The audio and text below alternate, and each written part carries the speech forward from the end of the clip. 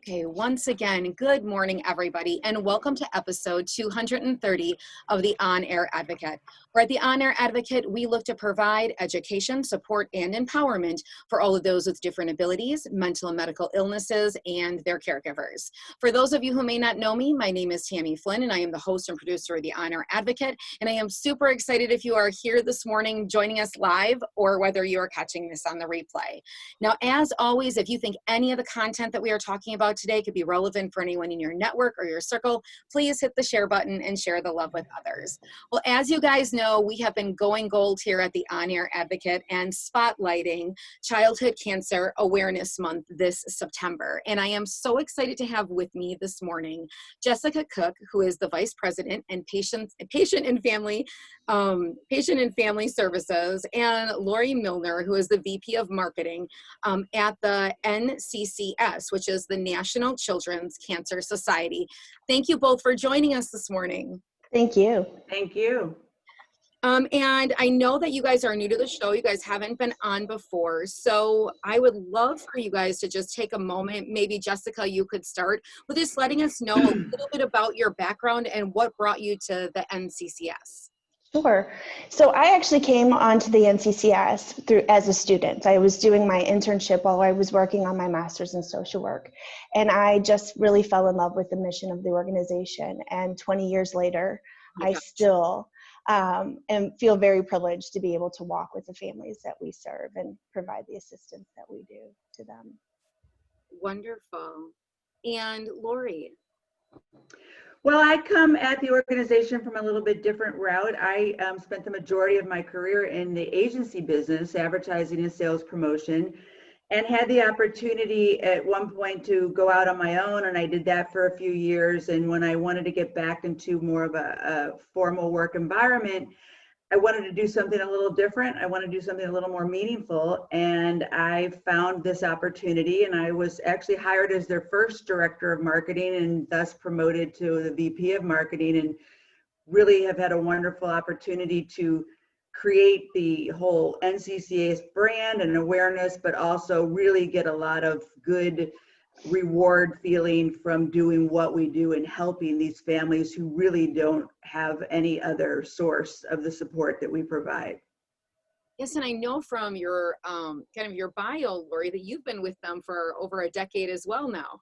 It's the longest job I've ever had. In the agency business, you typically move every so often, and yeah, I mean, it's astounding to me that it's been over 10 years, 10 and a half years actually. So wonderful. Very worthwhile. Yes, and I would love to know a little bit more about the history and the background of the NCCS. Well, the organization started because our founder, who is still the CEO of the organization, was visiting a family friend. And at that time, the friend was in the hospital getting treatment for, I don't remember the exact cancer, but they went to visit her one day and she was really distraught. And he and his wife asked her, are you not feeling well? And she's like, no, my treatment is going to bankrupt my family. Because at the time, bone marrow transplants, which is what she needed, was considered experimental. And they were just astounded by that. So he said, well, that's ridiculous. Do you mind if I talk to your doctors? And she said no. And they went and spoke to her doctor, and the doctor said, if you think this is sad, you should see how many children we have to turn away. And they discovered that these children who had no other choice couldn't get the life-saving treatment they needed. So originally the organization was founded to fund bone marrow transplants. And as those became the standard of care, the services the NCCS provided kind of evolved and morphed into what we are today, which is providing, support for non-medical expenses associated with having a child in treatment, primarily travel, lodging, meals, all of these extra expenses that people don't really think about, but that insurance doesn't cover. Right. And, we have done other shows as well for those that children and adults that have chronic illness, or they have things as well as like cancer. And sometimes people they get the misconception that like our community of those with different abilities sometimes get different state funding and local funding. A lot of times when children are diagnosed with cancer, it's whatever just their parents' insurance will provide, that there isn't some of those extra supportive services, you know, that are out there. So that's wonderful that there is organizations like this. Now, you guys offer such so many layers of different services and opportunities, you know, for families. Jessica, can you tell us a little bit about those? I know that there's quite a long There's a lot. there's Yes. a lot. So the NCCS is really dedicated to addressing the financial, emotional, and educational needs of the families that we serve. So we have lots of programs that actually do that. So with working through with over 800 hospital social workers across the country who refer families to us. Through our family support program, they're assigned to a case manager who is at least a master's level social worker or a child life specialist who has years of experience. And what they do is they help families provide practical support, but also emotional support, evaluating what their needs are, how we best fit with what those needs are, and provide referrals when needed, and also really educating parents to be the best advocates for their child. And also recognizing that the best treatment in the world is completely useless if a child can't get to it. We developed the Transportation Assistance Fund, which ensures children are able to get to their life-saving treatment no matter what. So that may mean a family is flown across the country, or gas money is provided, train fare, cab fare, whatever it takes to get them to the treatment that they need. We also provide lodging assistance when nonprofit lodging isn't available through that program. Another program that we have is the Emergency Assistance Program. That is really for families who have an extended stay due to their child's treatment. So maybe they're in the hospital or they're relocated. And that assistance is a $300 stipend to help them with whatever is most pressing, frequently household expenses, meals for in the hospital, those type of things. And then lastly is our Beyond the Cure program, which really prepares families and their survivors for life after cancer. One of the most important tools we have through that program is the late effects assessment tool. So a survivor or a parent or guardian can go into that online tool and enter in the child's diagnosis and their specific treatment, and then they will receive a personalized assessment of what potential late effects that they may have, as well as providing resources and suggestions for follow-up care.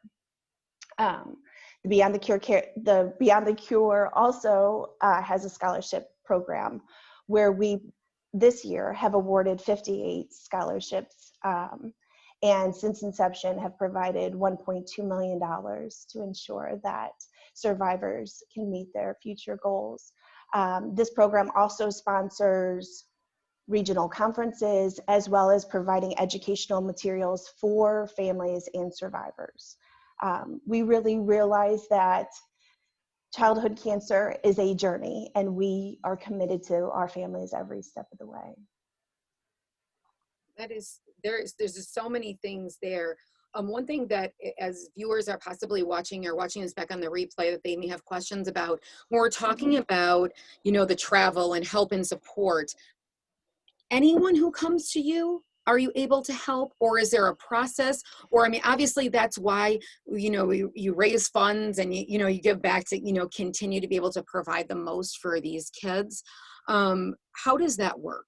Sure. So we have a set of guidelines. So a family or a child has to be diagnosed with cancer on or before their 18th birthday. They have to be a citizen of the United States or be a resident for a year prior to diagnosis. And the family has to have less than $5,000 in liquid assets, so basically checking and savings. So essentially those are our only requirements in order for families to receive our assistance. And we do not have any caps or max amount of assistance that a family can receive. We stay with them for as long as they need us. Okay. If I can just interject, I'm amazed we've assisted families with, you know, one tank of gas. up to families that we've flown their child across the country Mm-hmm. 50 times if that's Right. what they need. And also one other thing, we do have those were our domestic programs. We do have an international program called our Global Outreach Program. And that what we do is we kind of act as the intermediary between getting donated pharmaceuticals from domestic companies and ship them out of the country to pediatric treatment centers outside of the United States for no charge to those centers. So I just wanted to throw that in there. Do you guys have for these though a waiting list? So you know what I'm saying, or is there no waiting list? No. The criteria. If they meet the criteria, usually within days, a case manager will be in contact with the family to get them the help they need.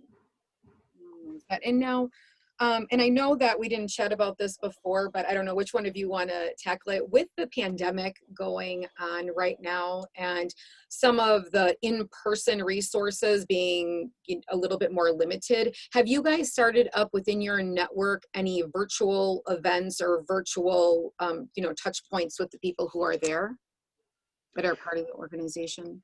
Well, from a kind of business standpoint versus program services, we've had to cancel all of our live events, but we have done a couple virtual events.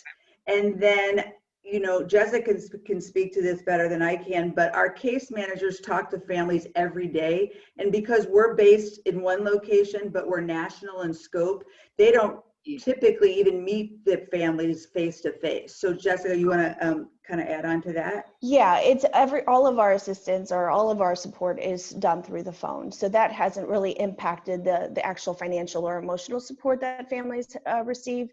We also have a online Facebook support group. It's a private group that that families can access as well too for additional emotional support. Okay. What the pandemic has done, though, is required us to be even more creative and resourceful in getting kids to treatment, because where typically a child would fly, they're immune compromised or they can't fly. Families who, are separated and one parent's at home, the other parent can't go see the child because they could bring in or bring back germs from or to their other children. So instead of flying, we have stories of families that are driving 10, 15, 17 hours every month to get to their child treatment. So it's a whole different set of challenges that the case managers face to get that child to the treatment they need to survive, as Jessica said, no matter where it's located. Well, and do you guys have any suggestions or thoughts for parents that are kind of starting out on this journey? So I think if they're looking for resources, a lot of our families are really looking for any information that they can get their hands on. And I think the greatest, most extensive kind of list of resources we have is found on our website at www.thenccs.org. And our resource list there will really be able to direct them to the things that they may need. Okay. And for contact, going to that website, is that still the best way to contact you guys? Or is it through, Facebook Messenger or basically any of the social media applications you guys will answer back to? They can reach out. Is there a best way to get in contact, or via phone? I know that seems like a crazy thing these days, just calling people, but yeah, no, they can reach out anyway. Jessica and I all the time. I get the messages that come in from our website or from our social media, and I'll forward Jessica, do you want me to reply? Or no, if it's a family, she'll reply, or we'll respond in any way that we get that in. And we do have an 800 number as well, which is 800-5-FAMILY, right? Yes. So the number 5. Yes, the number 5, but then again, on our website, they can send messaging through there, our social media.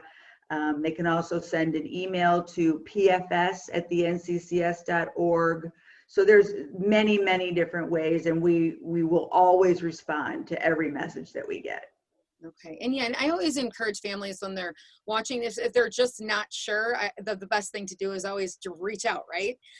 Absolutely. You guys are touch point and national organization, and definitely could direct them at least in the right direction if they're not in the right space.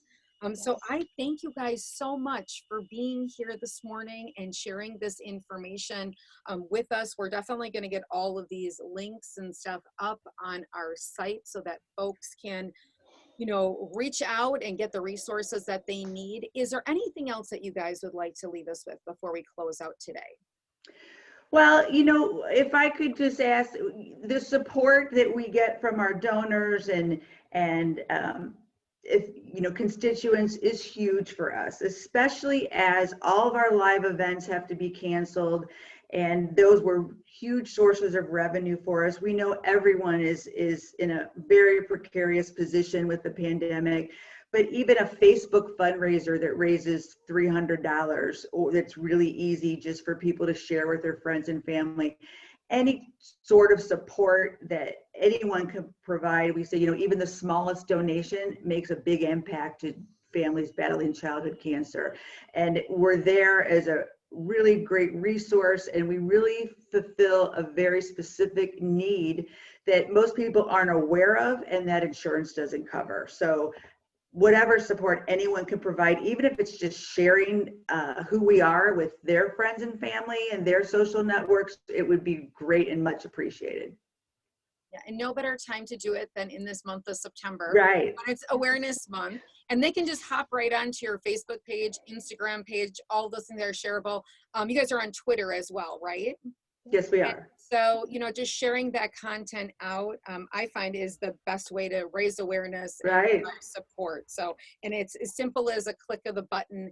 And I know that Facebook now has made it easy to do those fundraisers, right? I've seen I just had a birthday and I just raised over $400 just by posting it. And, my friends just really Sure, and it's really amazing. I just saw this morning, like a person I was friends with in high school that I haven't spoken to since, donated $85. So I was like, wow, thanks. So it is very easy and very worthwhile and rewarding.